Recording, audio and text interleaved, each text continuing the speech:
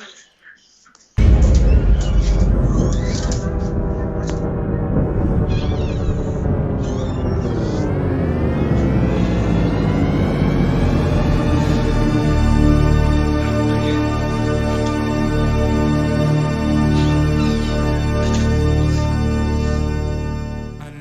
is enough.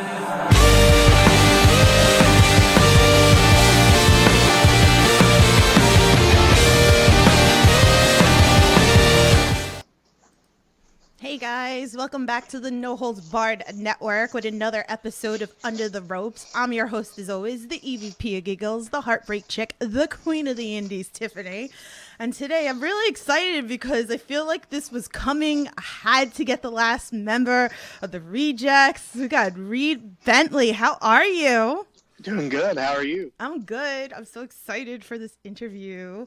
Yeah, it's been a while since I've done, I've had a few podcasts and interviews and stuff scheduled in like the last 6 to 8 months. And, you know, obviously the world has been kind of crazy and I have missed basically all of them other than struggles. So this is only like the second interview I've done in at least probably a year or two. Oh, good. I feel so honored then. I'm so excited about it. So so we're going to have a fun time. Guys, make sure you like and share. If you guys are first time here on the Under the Ropes series, I interview everything independent wrestling, whether it's promoters, wrestlers, referees, backstage commentary, everything independent wrestling. I get it out there for you guys. So if you have questions in the chat, please drop them. I'm sure Reed will be very happy to answer all your questions. And most definitely. Yeah, so I guess we're gonna jump right into this interview. So you ready to get started? Get this party started? All right. So how did you come into professional wrestling? I kind of backdoored my way into the professional wrestling business. I had always wanted to be a wrestler, and once I was out on my own, since I lived in the state of Kentucky, I couldn't really do anything until I turned 18. So when I was 18, I got my Kentucky wrestling license, found a place to basically pay for not really training, but access to a ring. I'd done martial arts for years, so I kind of already knew how to fall and not hurt myself. So bumping was like not a horribly weird transition. And then just kind of started meeting people and going to any show I could, driving to anywhere that would let me either help set the ring up, wrestle, roll around before or after the show, pretty much anything I could, you know, typical kind of weaseling my way in, you know. It's interesting, even like as a fan, that I've had opportunities that I've got to go on before they let the fans in and see like wrestlers setting up the ring and wrestlers setting up chairs and all the things that are entailed.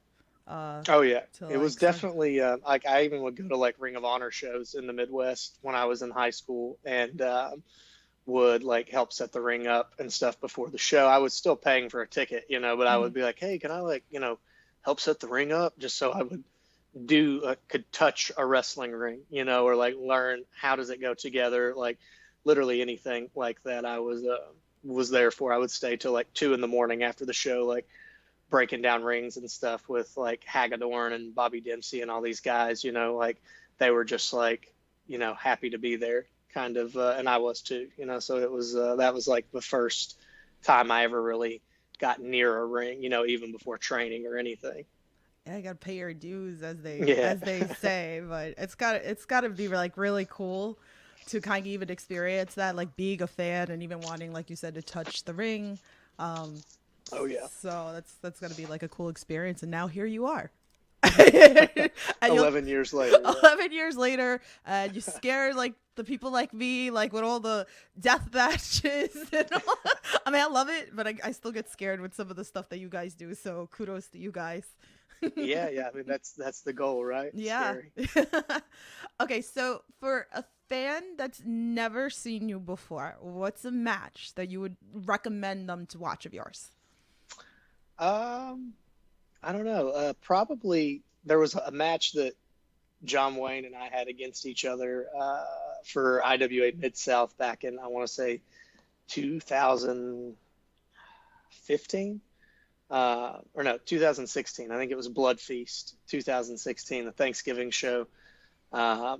we had just a really wild match. We were in the middle of like a pretty heated program in IWA at that time. And it was one of my favorite matches of ours that we had. It was a no rope barbed wire, fans bring the weapons, and just everything in the ring, the death match stuff, the regular wrestling, the build up to that match was really, it's one of my favorite ones. Pretty much, usually I go to anything that me and John have done wrestling each other, or, some of our bigger tag matches. Those are usually the shining examples. Pretty much any tag match we've ever had in the arena in Clarksville, Indiana is a perfect summation of who I am as a wrestler. That's so great. You brought up like fans bringing weapons. Has there been anything like really insane that somebody's brought that you're like, what the heck? Oh yeah. Yeah, for sure. Things with like, legitimate railroad spikes or like giant, like 5-inch nails through it. Oh my. People have brought their one Carnage Cup one year. I wasn't there, but someone brought like live snakes or scorpions or spiders or something in a box. Like just real, it gets batshit. I tried to run a show in Kentucky. I was doing like a performance art collective, weird, kind of like fringe interest, little show at a bar here, and there was going to be a no ring death match. We were promoting it for a little while before the state athletic commission unjustly shut us down, but we were going to have a show right here in Kentucky doing all that kind of crazy stuff. And there was on the flyer I even put no guns, no knives. Oh my God.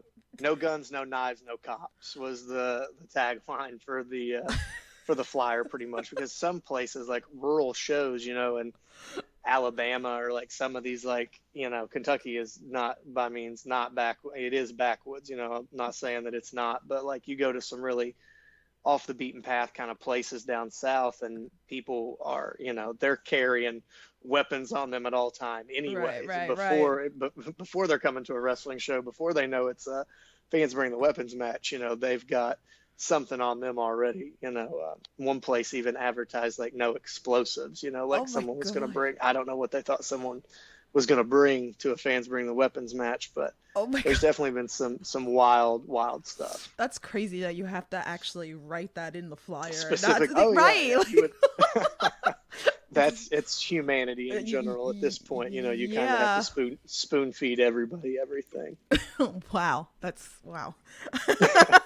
I'm like blown away because it's funny. I never really like asked that until like you said that to anybody. So it's really interesting to like hear that, but it's kind of scary too at the same time. It's kind of like manners and common sense at a wrestling show. You wouldn't think that you would have to put out anything about how someone should behave when they're at a wrestling show, but sometimes you see people have to do it because same reason why the McDonald's lady was able to sue for her hot coffee, I guess. If it's not written down, I guess you have an argument. Yeah, I guess so. Yeah. Oh man. Okay.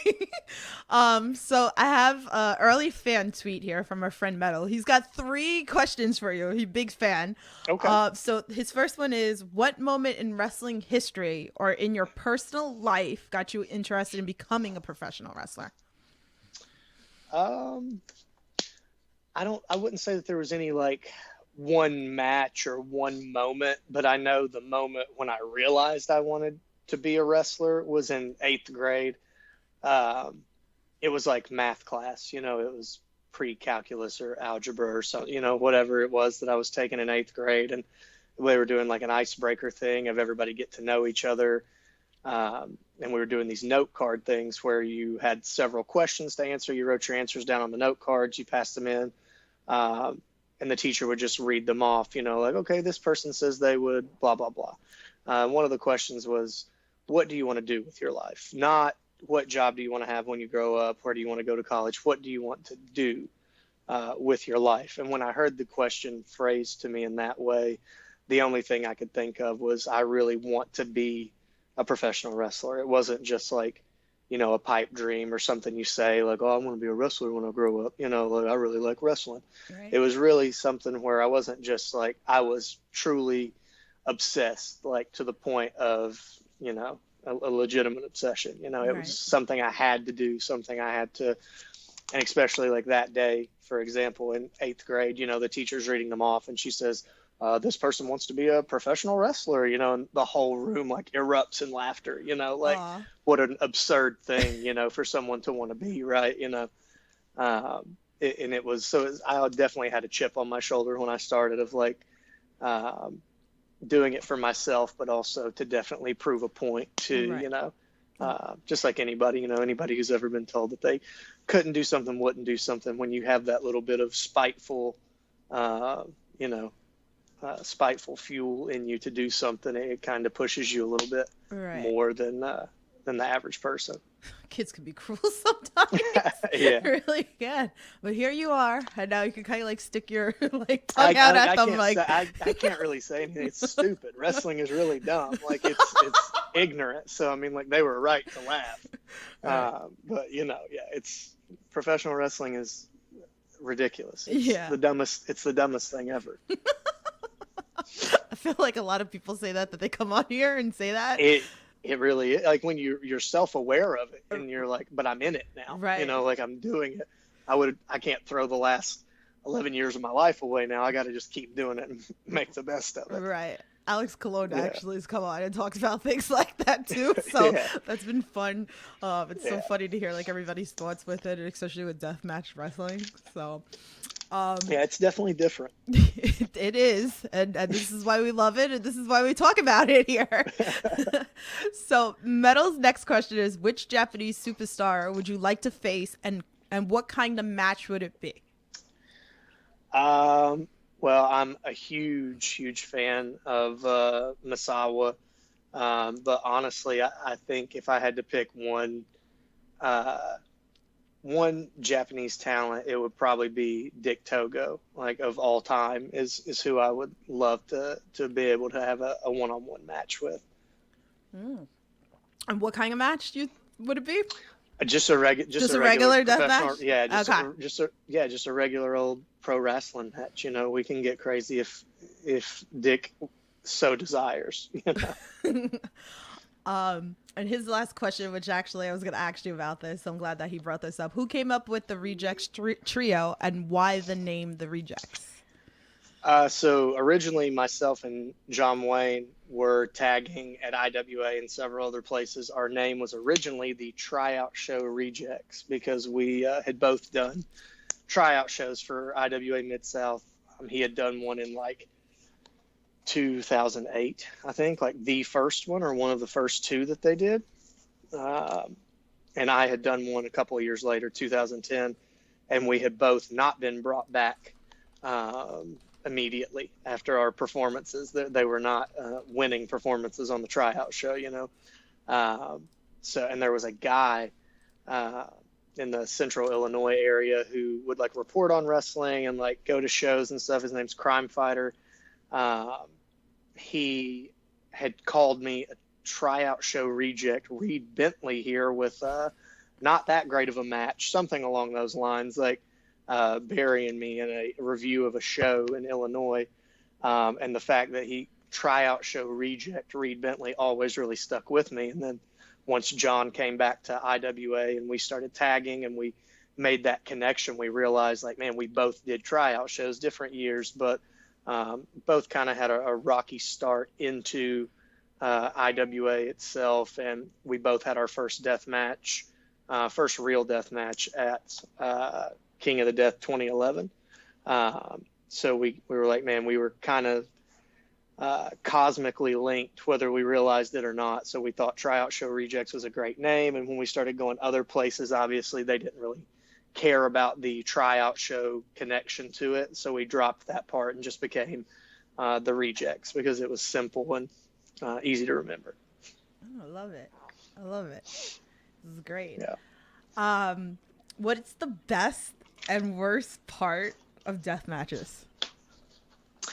The best part of death matches is the moment when you really are starting to gush and you kind of get a boost of adrenaline, and your blood's pumping and it's squirting and you're sweating and you're just kind of, in the moment. You kind of lose yourself in like the euphoria of like violence, and bloodshed. It sounds like stereotypical, but it really is. You kind of hit this like living nirvana, of like you're on a roll, you're feeling it, just like anything, just like any match, same thing kind of goes for any wrestling match, but with a death match, or the moment that first tube cracks for a lot of people is, for me, it's when things are just really rocking and rolling and you're in the thick of it, covered in your blood or somebody else's blood, and you're just wide-eyed, kind of staring at the crowd, taking it all in,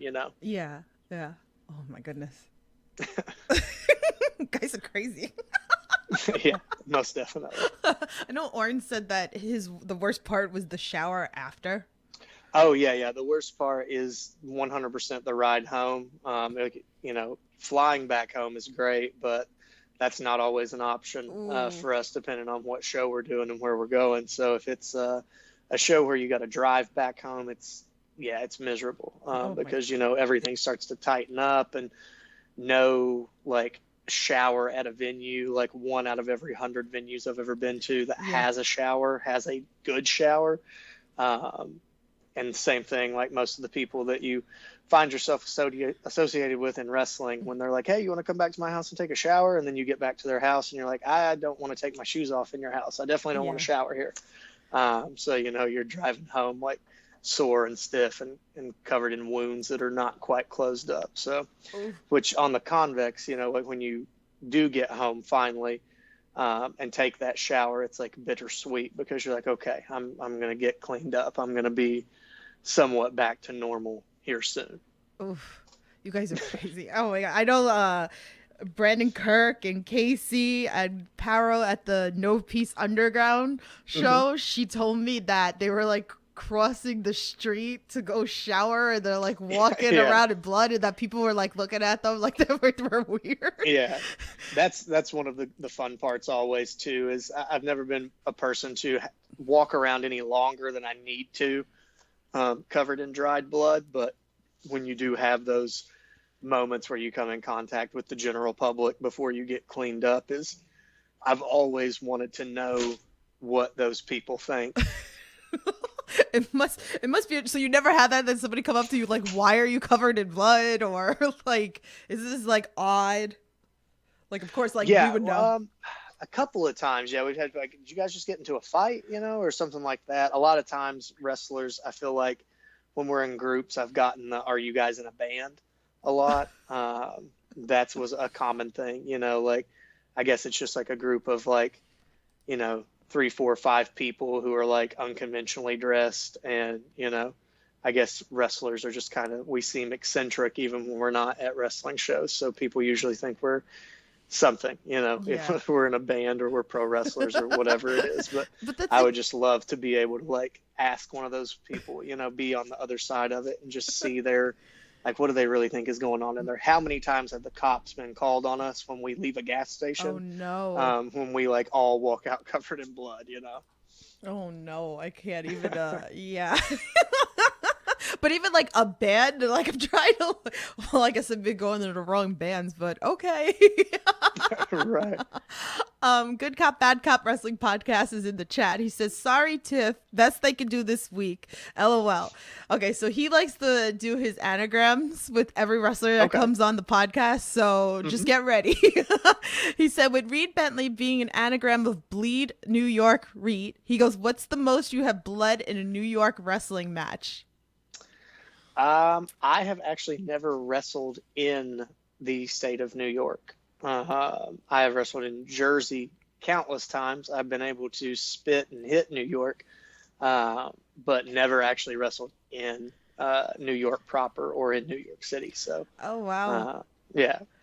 See, that's interesting. And I'm from New York, but I know there's certain rules here, Good Cop, Bad Cop, that you can't have those kind of matches here in New York. That's why everybody goes to Jersey, and that's why you see I go to Jersey all the time, because death matches really aren't supposed to be going down here in New York. So Yeah, yeah. It's depending on, I mean, some athletic commissions are like actually great at what they do, and really do serve some kind of a purpose. But other places like Kentucky, especially, it serves no purpose other than just people who have been associated with the wrestling business for decades.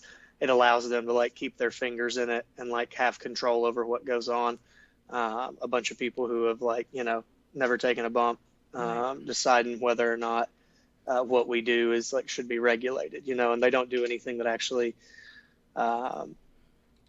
like does anything for the health and safety of the wrestlers. They're more worried about drug tests and like popping someone and finding them for, having weed in their system rather than doing a blood test or like making sure, is Joe Bob wrestling down at the trailer park on Thursday night in middle of nowhere, Kentucky? Is he even physically fit to be in a ring? Is he competent at what he does? Like, all they care about is whether or not you paid your $50 and got your little piece of plastic that has a number on it. So yeah, the Boxing and Wrestling Commission in Kentucky is definitely a joke and definitely inhibits like the growth of this area. You have a couple of shining lights through all that, like Larry D runs Primetime Wrestling in Paris, in Georgetown. He runs different cities, but he's got a really great family friendly show, and he definitely makes the best of it. He is not in the majority though. He is the anomaly. Most places are really inhibited, at least like what we would like to do, like the kind of show that me and John would like to run if we could, can't really happen in Kentucky, unfortunately. But, I think the same can be said for New York. Yeah, there's a lot of things. Even I think in New York, you can train under the age of 18, but you can't be in an actual match till you're 18. Yeah, so each state's different. I know this is a big surprise, the good cop, bad cop, because he doesn't live in the States. Okay. So that's one of the things about the States over here that's very different. So he said that we taught him a lot with this question. So this is why we do these interviews. So you find out a lot of interesting facts that you might not know. So we have another fan tweet from MGB Mason. He said the MGB team was first familiar with your work through reviews of early Nova Pro events we reviewed retroactively. Do you have a favorite Nova Pro match? There was a random match where me and Mance Warner tagged against, I think it was the Sandwich Squad, Mecca and Aaron Biggs. And at one point, my bare foot ended up in Mance's mouth, and they kicked my legs out from under me, and I gave Mance a soul food with my bare foot in his mouth. So that was one of the most ridiculous things I've ever done. So that was definitely, that's probably my most notable memory from there. That's awesome. All right. So we're going to talk about this. We're going to talk about the Deep South Destroyer with Akira and John Wayne Murdoch that you threw Nolan Edward into the fire table. But before we talk about this, I got permission, guys, from Wrestling with Unicorns, Martin. He's been on the podcast as well. If you guys saw that interview, if you haven't, go back on the No Holds Barred Network. He does a lot of the videos that you see posted on Twitter and Facebook and Instagram and all that great stuff. Great guy. So he allowed me to share this clip with you guys. Very great guy. He's the best. I love him. Thank you again. And could thank him a million times because I always like to ask.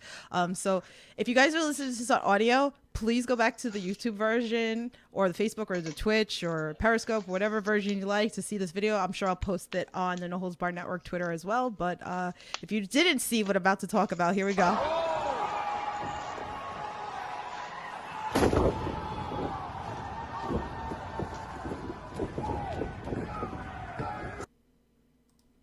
That is crazy.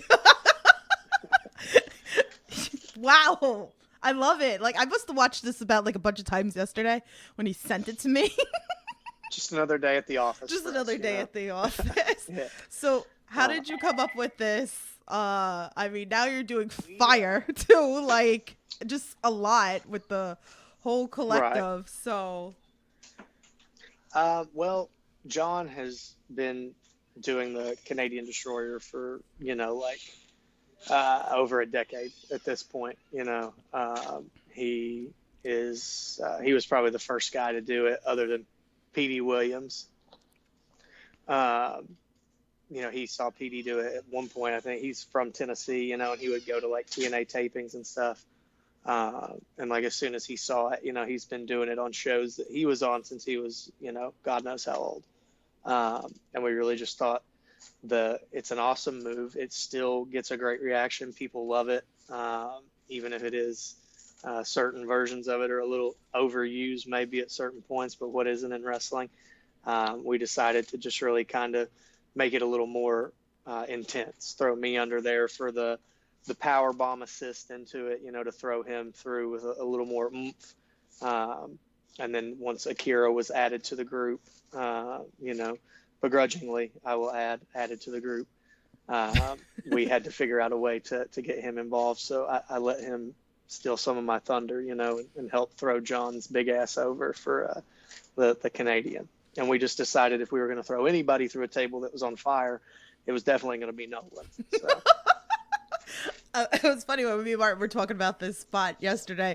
He was like that Nolan asked him, he goes, "You got the spot, right? You got the footage of the spot, right?"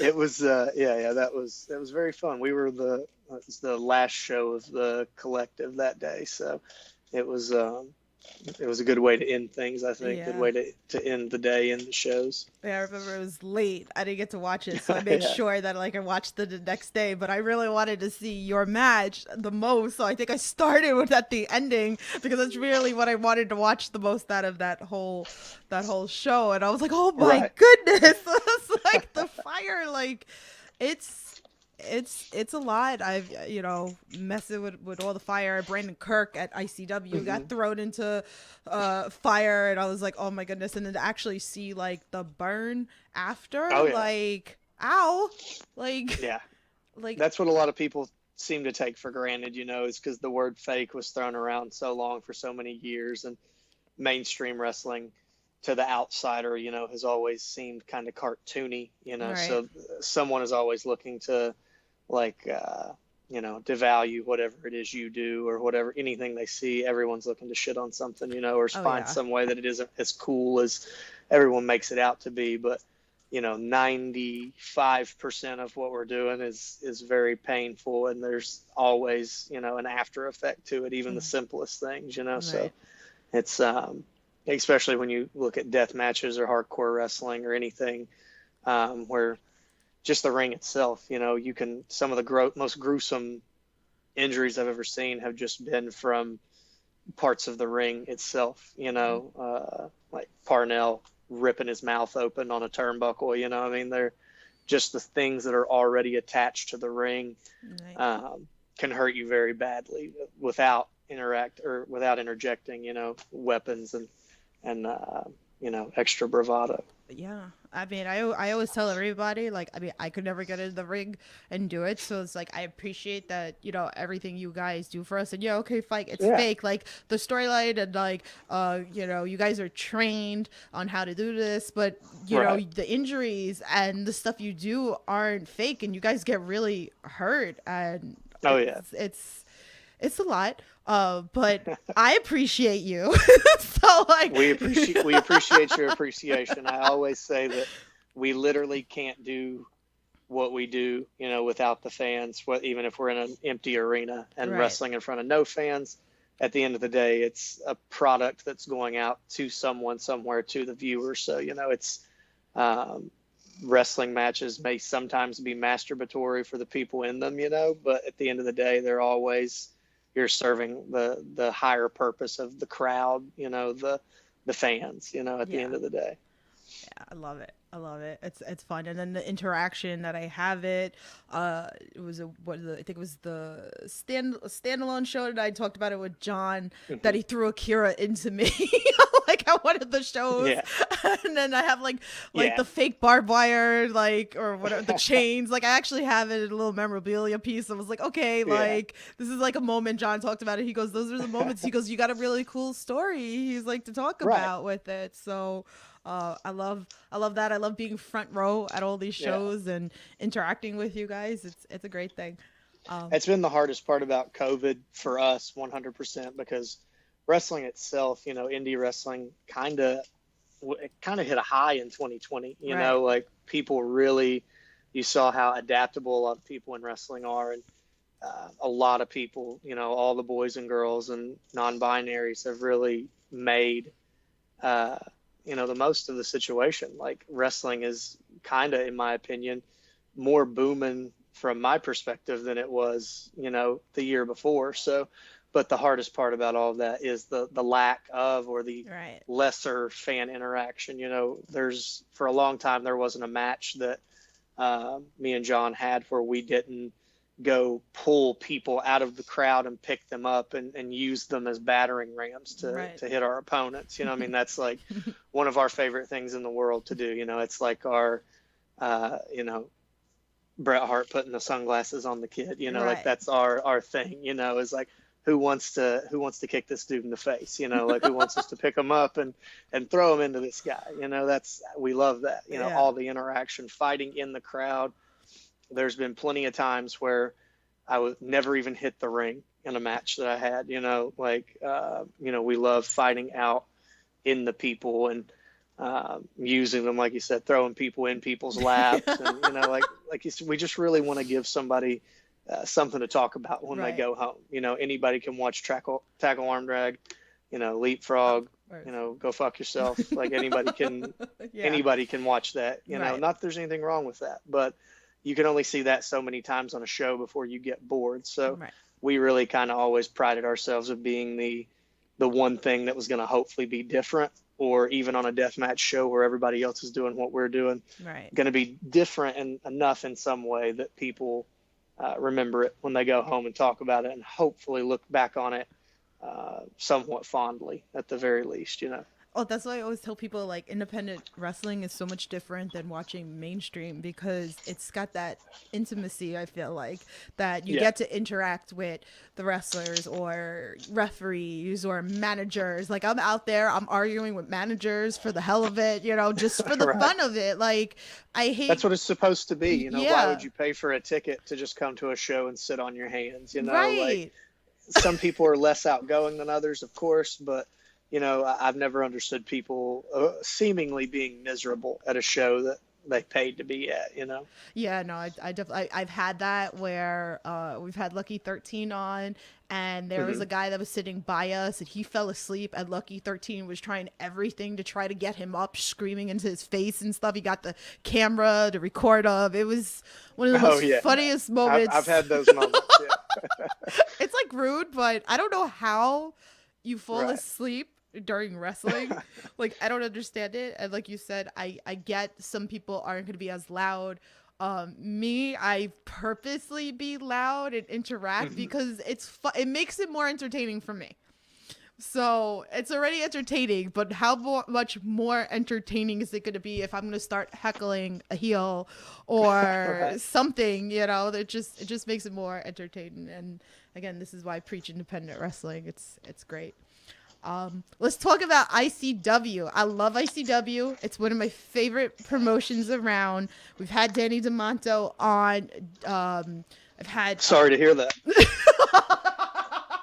Okay, let's just unclick that episode.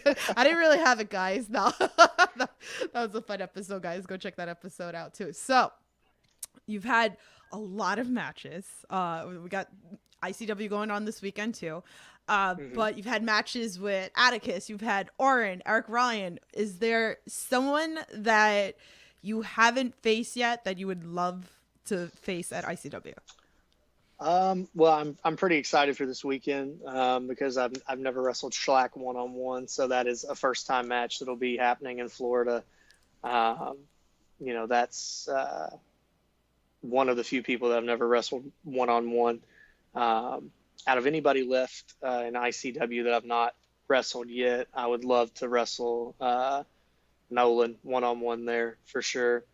And I would like to wrestle Dan Moff for sure. Moff is somebody who I was a fan of growing up. I always say in interviews and stuff, I'm an independent wrestler who grew up on independent wrestling. So Moff was a guy who Homicide, all these guys that I'm lucky enough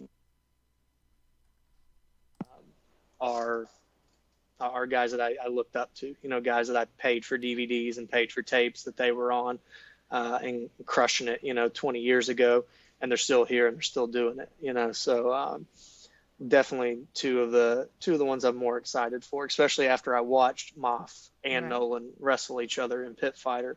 Definitely made me want to have both of those individual matches even more, Yeah.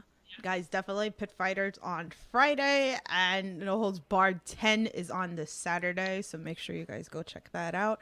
If you haven't watched ICW, you should be watching ICW. So we're going to talk a little bit more about ICW, but let me read this in the chat. I apologize if I see your last name wrong, so I'm really sorry. I'm bad with last names or certain names. It says Will Doshan.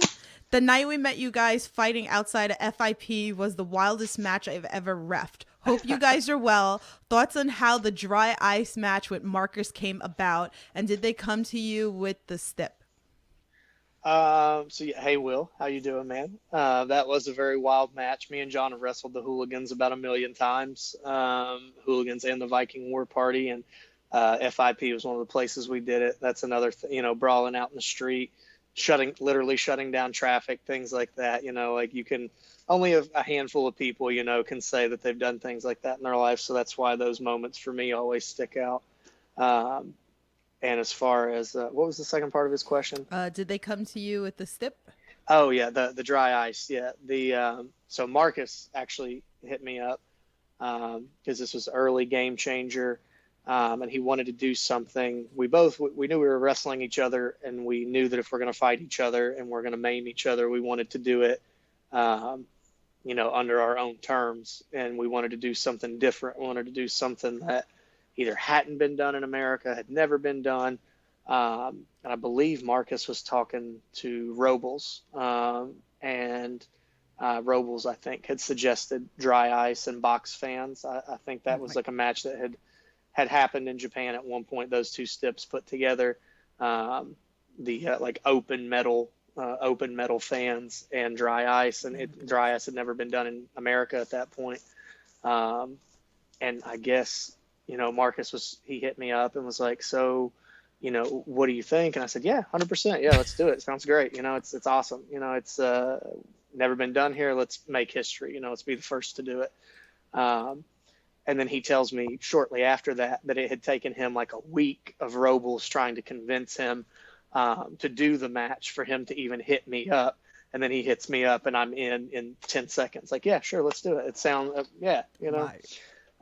So that's what always sticks out for me about the dry ice match, and the fact that it was very different because it's a really weird element. You're working with something. It's kind of like fire. It's something you can't necessarily control. It's chemical. It does its own thing. I have chemical burns on the back of my hands from it. Things like that. They're different kind of scars. It's a different thing to work with. You have to be, extra careful with your methodical violence when you're dealing with something like that. Oof. Goodness. Oof.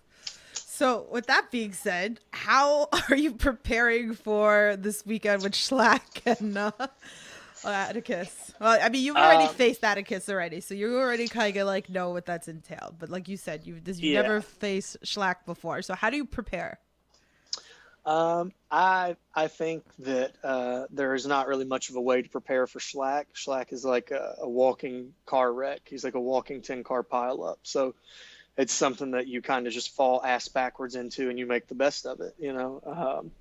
I've wrestled a lot of people in ICW so far. I've had a lot of fights, and I'm undefeated at this point for a reason. So I don't see Schlack being the guy to end it, and I definitely know that Atticus is not going to be the guy to do it. I've beat him twice already. Take nothing away from Atticus. Objectively, my best matches in ICW have been against Atticus. My craziest matches, again, objectively, have been with him. But there's no way that I'm walking out Saturday without my winning streak intact. He'll be laying on the mat. I'll go grab the mic, like I always do for my typical Reed Bentley post-match promo that no one wants to hear, but they always have to. and it's going to be business as usual for me. And maybe after 3 times of getting his ass beat, he'll learn something. Oh man, fight words. I love it. David Russell's in the chat. He said, "Hey Tiff, and your guest, my friend Reed Bentley." I love Dave. He's great. Okay, so we have another fan tweet from Good Cop Bad Cop. He said, he wrote this before his post in the chat. He said, "I can't think of an anagram of Reed Bentley." He goes, "But what wrestling biography or autobiography would you recommend we read?" The Mick Foley's first book, Have a Nice Day, is like my gold standard for a wrestling autobiography. Like some of the best road stories are really good, not impartial, but a pretty straightforward retelling of not just his side of events, but just how things went, how his career went, what locker rooms were like then. And I think that it's probably the best example of a wrestling autobiography, and definitely set the standard for a lot of people who have either written their own books or had assistants writing biographies and things like that about the wrestling business. He's such a talented guy. And I think anybody who's never read that should 100% read it, because it's got just some of the funniest stories, some of the best stories, whether you're in or out of the wrestling business. If you like wrestling at all, you can find something relatable in it, but especially if you're in the business, it's one of the ones you definitely need to read, in my opinion. Awesome. Well, you brought up road trips. So give us one of your best ones, or one of your most embarrassing ones that we can make fun of Akira and John. Well, Akira and John both have the thing in common that they love to sleep a lot on road trips. John will sometimes go to sleep in the front seat of whatever car we're in, and not wake up until we arrive 12 hours later, wherever it is we're driving. I've never seen someone who can sleep like he sleeps. It's his second calling, other than wrestling, is sleeping, especially in a moving vehicle. But I'm trying to think of a really good, one of the funniest stories ever was when I was pretty young in my career, traveling with some School of Rock people. At the time, we were going out for a Chikara Eye pay-per-view. We were going out to do some like photo shoots and film some promos and things, and do extra work on the pay-per-view, because the Wrestling Is network was a thing at the time. So we were like getting promos and different things in the can for all the little Wrestling Is boat or Wrestling Is whatever shows. And we were we stopped in like a Wawa or somewhere in the middle of like rural Pennsylvania, somewhere that none of us had ever wrestled at that point in our life. And some old man came up to us and was like, "You guys are wrestlers, aren't you?" And it was just mind blowing, because he 100% did not know who we were. Had no idea that, she should have had no idea we were professional wrestlers. And again, very off the beaten path, like hours from the nearest city that any of us had ever wrestled in at that point in our careers. So that one is a funny one I like to think back on. I still have no idea how that guy knew us, or how he had this sixth sense that we were pro wrestlers and not in a band. I don't know. It was very weird. That's fun. Best road trip snack. Mingy Brothers beef jerky. Mingy Brothers is is a company from here in Kentucky. I actually went to school with the owner's nephew. It's the best beef jerky. I had some of my buddies that I used to wrestle with in Illinois. I would always bring it with me when I was going out there to wrestle, because it wasn't something I could get out there. It was like a local flair, kind of like we have L8 in Kentucky. It's like the Kentucky soda, like cheer wine in the Carolinas, and like different things that you have regionally, So Mingy Brothers beef jerky is definitely the perfect beef jerky, and perfect for road trips. Ooh, okay. Check it out, guys.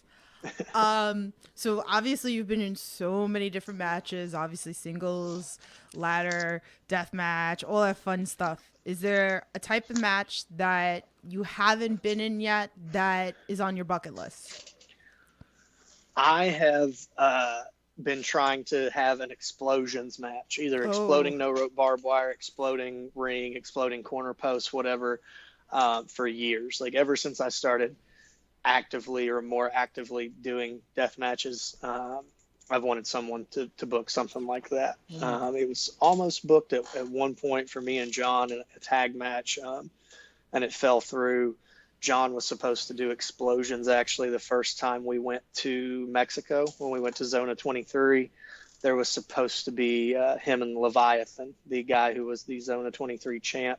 They were supposed to have an explosions match, um, and something fell through. The guy never showed up, didn't come, oh was wow. never actually coming. I don't know, but it that's definitely been the elusive one. Finding someone who can do it in America and do it right is hard enough as is. That's definitely something that is like a trade secret, still very well kept in Japan. Yeah, yeah. Damn it, Danny, get on this, okay? Be different to see. I'm all for it. Like, let's go. Take my money. Yeah. Okay. I ask everybody this question that comes on here. What's the craziest thing a fan's done to get your attention? Oh, well, I did at one point have a stalker via Tumblr.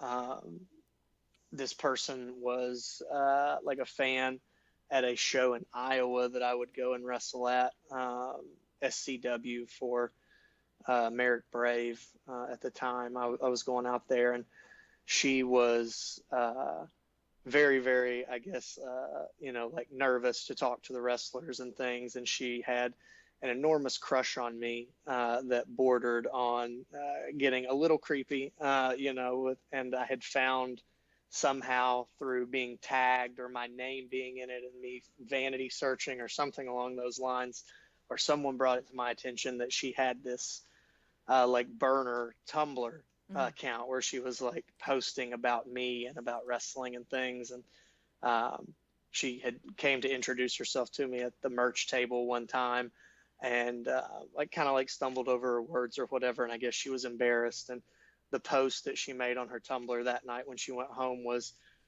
"I've done it again. I've embarrassed myself in front of Reed Bentley," Oh, which for wow. the longest time was like a running joke in our like circle of friends is, "Oh God, I've embarrassed myself in front of Reed Bentley again," which if anyone really knows me is impossible to do. You can't embarrass yourself in front of me. I don't give a shit, like, at all. I love it. Do you have any pre-match rituals? Um, I usually take a healthy bowel movement before pretty much every match, like almost without fail. Um, Almost without fail. I wasn't ready for that. I'm trying to think, do I do anything else? That's pretty much it. Yeah, that's pretty much it. Okay, well that tops every time I've asked that question. Definitely. Yeah. Oh man. Um, what else do we got? Um, so what do you want your legacy to be? I just would like to have a legacy, period. Mhm. At one point, I had taken a little sabbatical from wrestling for like 6, 8 months, 10 months, something like that. Was dealing with some things in my personal life, and just wrestling wasn't really the best environment for me to be in at the moment. I kind of had to get real life in order to fake wrestle, as I like to say.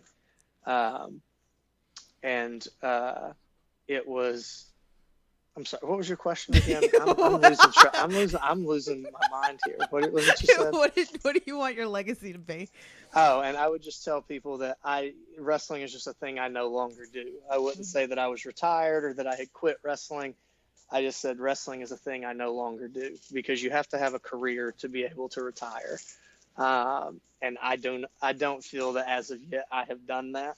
So I'm just going to keep telling myself that and convince myself that I need to keep going for a few more years and a few more years and a few more years until finally, hopefully, I have done enough things that you could say that's a career, that's a legacy. So I don't care what it is. I just like to have one in general. All right. David wrote in the chat, John sleeps too much. We know Reed. That's very true. I Yeah. love it. I have one final question, but if any of you guys have any questions in the chat, drop them. So, to all inspiring and amateur wrestlers out there, what's a piece of advice that you would give them? Don't do it. Okay, now I feel like I'm talking to Alex Cologne now. Don't do it. Yeah, I have given many people that advice, and most of them have not listened, but neither did I. I was at a Ring of Honor show when I was in high school. It was like my senior year of high school. I'd already been accepted into the college that I was going to end up going to the University of Louisville. And I met Brian Danielson. He was doing a signing because he was like, I want to say it was the final countdown tour. He was like on his way to WWE for that first run.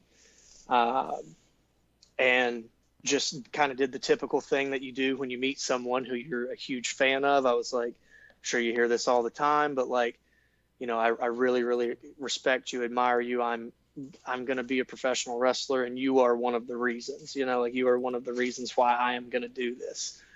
He's like, how old are you? You know, I told him I'm 18, going to college, blah, blah, blah. And the first thing he said was just finish college, man. You know, he's like, no matter what you do, no matter, you know, if you become the most famous wrestler ever, or you never do it, you know, just finish college first. You know, have something to fall back on, like anybody would tell anybody, like a parent would tell you or anyone. And I did not listen to him. Of course, I dropped out of college and gave up a full-ride scholarship to pursue professional wrestling full-time. So nobody ever listens to that advice. But that would be my advice, is don't do it. And if you're going to do it, reconsider it and then don't do it. Oh, boy. There's enough of us as is. It's crowded, okay? We need more people in the seats, less people backstage is what I need. Yeah, definitely. Mark's in the chat. He goes, will we ever get more of Reed and Manser rebooking 2001 WCW? Me and Mance talk about it every time we see each other.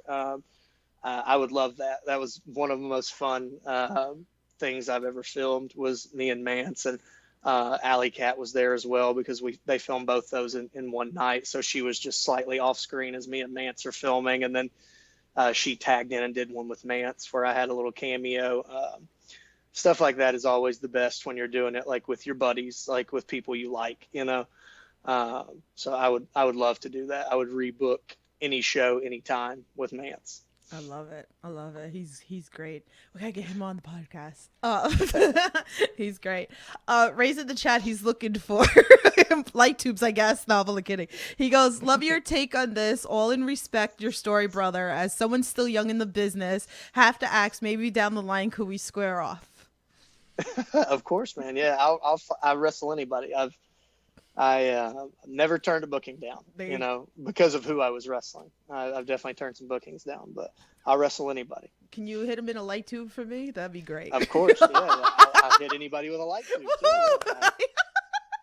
I'm obsessed with light tubes. So, well, since I brought that up, what is your favorite piece in a death match that you like to use? I really like mouse traps, just because they are like, everyone knows, like mouse traps are like, they're real, they hurt, you know. Right. So I like using things like that you can use unconventionally. I like carpet strips a lot because most people hate carpet strips, so I like using them since they are something that's often avoided. So I would rather use something that not necessarily everybody on the show is going to be using, you know. Right. Mark says, need the By God UK tour when the world opens up.